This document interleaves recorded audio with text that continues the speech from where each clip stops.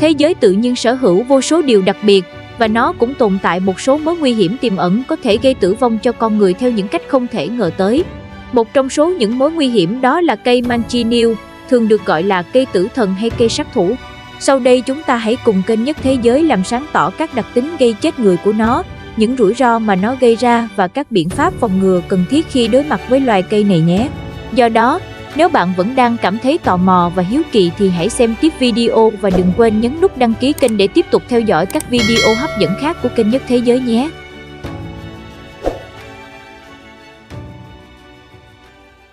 Với cái tên mỹ miều, vẻ bề ngoài ngọt ngào nhưng loài cây Manchineel lại có khả năng giết người dù người đó chỉ là vô tình chọn nó làm chỗ trú chân khi trời mưa. Cây Manchineel, tên khoa học là Hippoman mancinella, là một loài thực vật có hóa thuộc họ cây đại kích Euphorbiae và có nguồn gốc ở khu vực nhiệt đới như vùng Caribe, tiểu bang Florida, Bahamas, Mexico, Trung Mỹ và Nam Mỹ. Cái tên mỹ miều Manchineel, đôi khi được viết Manchioneel, xuất phát từ manzanilla trong tiếng Tây Ban Nha, có nghĩa là trái táo nhỏ bởi loài cây này có vẻ bề ngoài khá giống như một cây táo, đặc biệt là phần lá và quả. Với tên gọi khác như táo biển hay táo của thần chết, quả của cây Manchineel còn tỏa ra một mùi thơm dễ chịu và quyến rũ, nhưng chỉ cần cắn một miếng duy nhất cũng có thể khiến người ta đau đớn và thậm chí mất mạng. Với tính chất kịch độc gây đau đớn và thậm chí có thể làm chết người nên cây Manchineel còn có một tên gọi khác trong thực tế khác tại Tây Ban Nha là Arbol de la Muerte, có nghĩa là cây tử thần, để khuyến cáo người dân tránh xa loài cây này. Tuy nhiên, với vẻ ngoài ngọt ngào như vậy nhưng Manchineel lại là loại cây được kỷ lục Guinness Thế giới công nhận là loài cây nguy hiểm nhất trên thế giới. Kho vũ khí chết người của Manchineel. Cây Manchineel, Hippoman mancinella, nổi tiếng với đặc tính sở hữu nhiều độc tố. Điều này khiến nó trở thành một trong những cây nguy hiểm nhất thế giới. Gần như mọi bộ phận của cây này đều chứa những loại độc tố khác nhau, bao gồm ester carbon và nhiều hợp chất hóa học khác. Ngay cả khi chỉ tiếp xúc với bất kỳ bộ phận nào của cây cũng có thể gây ra hậu quả nghiêm trọng, dẫn đến kích ứng da, phồng rộp và tiềm ẩn các vấn đề sức khỏe lâu dài.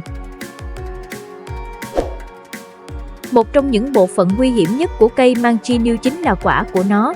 Quả của loài cây này sở hữu vẻ ngoài giống như những quả táo nhỏ màu xanh lá cây, và vẻ ngoài này đôi khi lại thu hút những người qua đường vì họ tưởng nhầm rằng đây là những trái táo. Tuy nhiên, loại trái cây có mùi thơm này có thể gây đau đớn hàng giờ đồng hồ và có thể tử vong chỉ bằng một vết cắn. Việc ăn loại quả của Manchineel lại mang đến những trải nghiệm không mấy dễ chịu, có thể dẫn đến đau bụng dữ dội, cảm giác bỏng rát cổ họng, nôn mửa và các biến chứng có thể đe dọa đến tính mạng. Quả của cây Manchineel được mệnh danh là sự quyến rũ chết người, nhưng đó chưa phải là tất cả thứ độc của loại cây này. Táo độc chỉ là sự khởi đầu. Theo Viện Khoa học Nông nghiệp và Thực phẩm Florida, sự tương tác và ăn phải bất kỳ bộ phận nào của cây này có thể gây chết người. Điều đó bao gồm vỏ cây, lá và nhựa cây màu trắng đục. Một giọt trong số đó có thể làm bỏng da của những người đi biển tìm bóng râm. Ngay cả khi không chạm vào thân cây, người dân và lốp sơn ô tô vẫn bị bỏng bởi nhựa cây dày đặc, ăn da khi mưa cuốn trôi những cành cây trên cao. Chỉ cần nước mưa chảy qua lá của nó rơi trúng người cũng đủ khiến bạn bị bỏng nặng. Ngoài quả có độc tố thì nhựa của cây Manchineel cũng nguy hiểm không kém. Nhựa cây chứa hỗn hợp mạnh các hợp chất độc hại có thể gây bỏng nặng, phồng rộp và thậm chí tổn thương mắt vĩnh viễn. Nhựa Manchineel có carbon, một hợp chất hữu cơ có khả năng gây kích ứng da mạnh, lại rất dễ tan trong nước. Đứng dưới gốc cây khi trời mưa có thể khiến hạt mưa tiếp xúc với nhựa cây, làm tăng nguy cơ bị nhiễm độc nhựa cây. Ngay cả khi đứng gần cây trong một ngày nhiều gió thì điều này cũng có thể khiến cho con người tổn thương, bởi gió có thể sẽ mang theo các hạt nhựa cây trong không khí, gây nguy hiểm cho sức khỏe con người. Nếu vô tình giẫm phải cành, lá của cây tử thần Manchineel, người ta sẽ ngửi thấy ngay một mùi hăng hắc của nhựa cây. Cùng với đó là cảm giác ngứa và những vết thương ở da có thể kéo dài trong 2 tuần.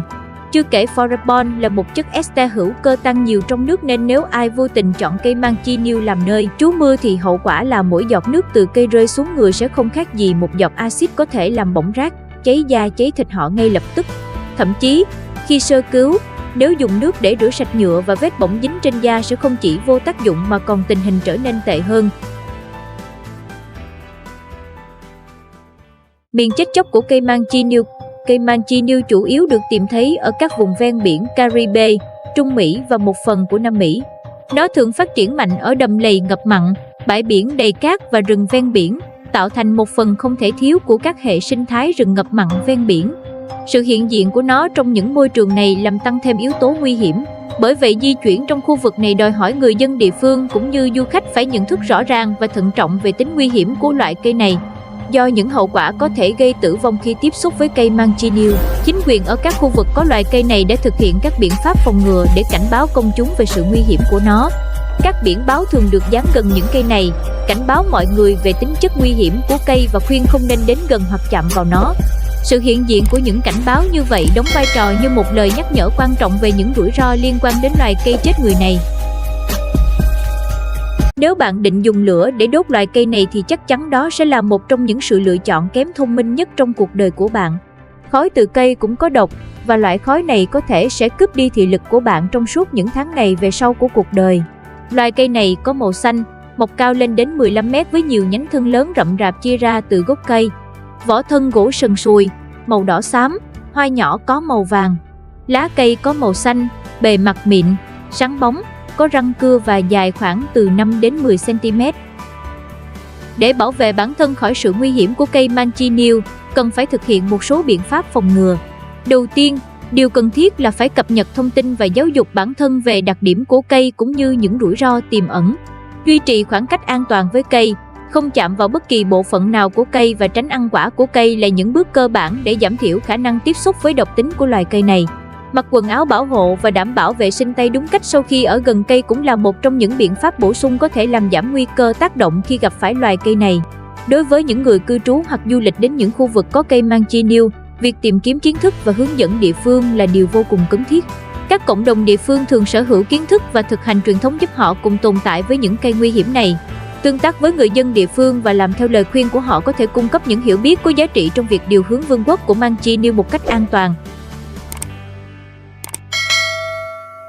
Trong một bài viết trên tờ British Medical Journal năm 2000, bác sĩ 10 quan Nicholas Strickland, một trong hai người đã từng may mắn sống sót sau khi ăn phải một trái Manchineel kể lại, tôi vội vàng cắn thử một miếng và cảm nhận được ngay vị ngọt ngào của nó.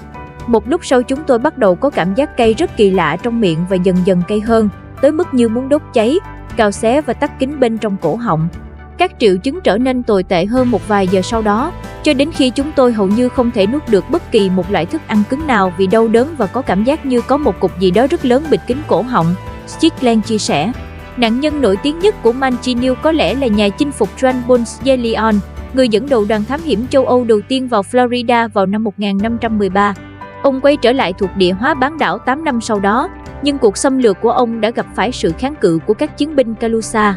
Một số người Caribe bản địa đã sử dụng nhựa cây Manchineel để làm mũi tên độc, và một trong những mũi tên tẩm nhựa cây này được cho là đã bắn trúng đùi Ponce de Leon trong trận chiến năm 1521.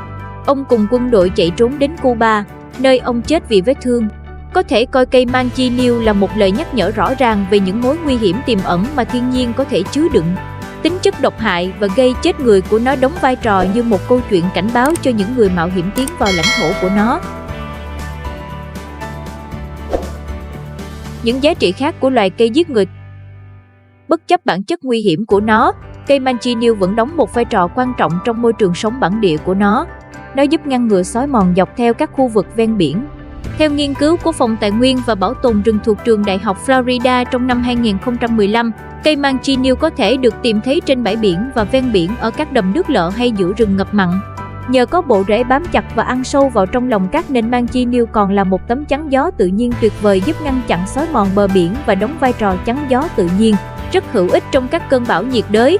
Tài liệu lịch sử cũng ghi lại, gỗ thân cây Manchineel đã được sử dụng để làm đồ nội thất từ thời thuộc địa, và độc tố từ nhựa trong thân cây đã được người xưa vô hiệu hóa bằng cách phơi khô tự nhiên trong ánh mặt trời. Các bộ tộc bản địa của vùng biển Caribe dùng nhựa cây Manchineel để tẩm độc lên mũi tên khi đi săn và dùng lá làm ô nhiễm nguồn nước của kẻ thù.